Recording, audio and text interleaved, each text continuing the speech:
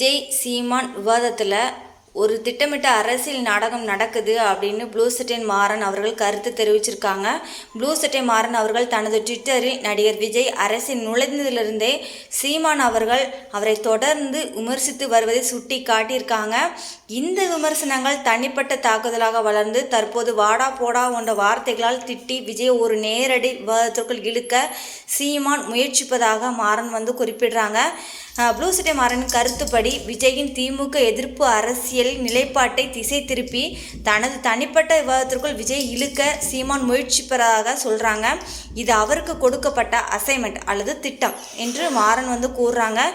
இந்த வலையில் சீமானின் ஆத்திரமூட்டும் பேச்சுகளை விஜய் அவர்கள் புறக்கணிக்க வேண்டும் என்று ப்ளூ சட்டை மாறன் அவர்கள் வலியுறுத்துகிறாங்க. 15 வருடங்களுக்கு மேலாக அரசியல் கட்சி நடத்தி வரும் 60 வயதுடைய சீமான் அவர்கள் அரசியலில் புதிதாக நுழைந்த இளையவரான விஜய் மீது இவ்வளவு கோபம் கொள்வது ஆச்சரியமாக இருப்பதாக ப்ளூ சட்டை மாறன் அவர்கள் சுட்டிக்காட்டியிருக்காங்க.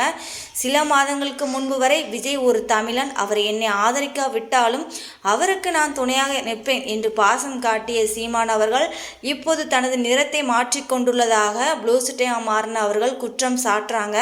இறுதியாக சீமான் தமிழக அரசில் இருந்து முற்றிலும் நீக்கப்பட வேண்டிய ஒரு அதிதீய சக்தி என்று மாறன் அவர்கள் கடுமையான விமர்சனம் முன்வைக்கிறாங்க. 2026ஆம் ஆண்டு தேர்தலில் மக்கள் அவருக்கு தர்மடி கொடுத்து அவரை புறக்கணிப்பார்கள் என நம்புவதாகவும் அவரது தொண்டர்கள் இனியும் அவரை நம்பாமல் தங்கள் வாழ்க்கையை வளப்படுத்தி கொள்ள வேண்டும் என்றும் தனது ட்விட்டர் பக்கத்தில் தெரிவிச்சிருக்காங்க.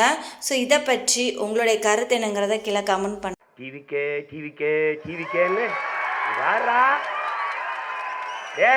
நீ என்ன சொல்லணும்?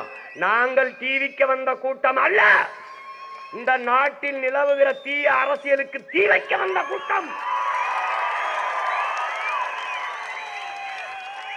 நாங்கள் தளபதி தளபதி தளபதி என்று கத்த வந்த கூட்டம் அல்ல, இந்த நாட்டு மக்களின் தல விதியை மாற்ற வந்த கூட்டம்.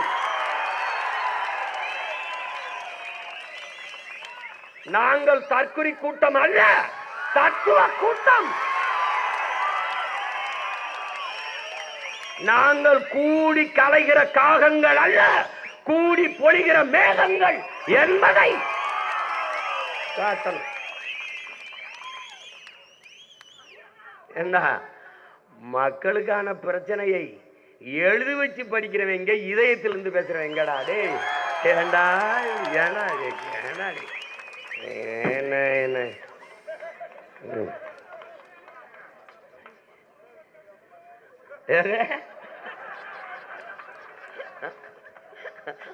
வலது பக்கம் திரும்பவும், வேகமாக கையை உயர்த்தவும், இங்க இடத்துல சத்தமாக பேசவும். அதானே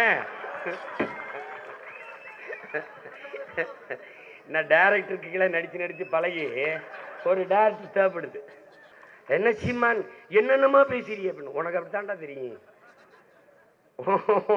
உனக்கு 5000 ஆண்டுகள் வழியை தூக்கி வர்ற மகனுக்கு தாண்டா வழி தெரியும். ஆவேசமா ஏன் பேசுற? வாங்கின அடி அவ்வளவுடா, வாங்கின அடி அவ்வளவு. இதயம் முழுக்க வலி. அந்த மொழிதான் வருது ஆவேசமா. இதயத்தில் நெருப்பு எரிந்தால் சில பொறிகள் வாய் வழியே விழுங்கிறான். அதாண்டா என்னுடைய மொழி. உன் மேல இருக்கிற அக்கறையில் தாண்டா இந்த ஆதங்கமும் இந்த ஆவேசமும் இந்த கோபமும் வருது. பைத்தியக்காரா என்னை இந்த கோபத்தை குறைக்க கூடாதா? எல்லாம் சரியா இருக்கு. இந்த சினத்தை குறைக்க கூடாது. சினத்தை குறைச்சா சினிமாவிலே இருந்திருப்பானடா. நான் ஏன்டா இங்க வரேன்? அவன் என் தம்பி. நான் என்னுடைய உச்சத்தை விட்டு நான் அவ்வளவு வருமானத்தை விட்டு வானுவ வீட்டு வாசல எவன்டா நின்னா? உன் வாட்ச்மேன் கூட நிக்கலையடா. ஏண்டா இந்த மாதிரி போய் கலையிற? சேவை செய்ய வந்தா சேவை செய். நான் அடைக்கலம் தேடி வரவில்லை, படைக்கலத்தோடு வரும். யாரும் வான்னு உன்னை கூப்பிடலையே. எதுக்கு வர?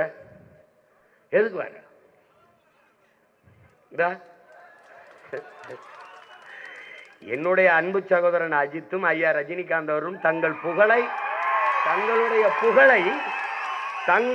புகழை வியாபாரம் செய்ய விரும்பவில்லை.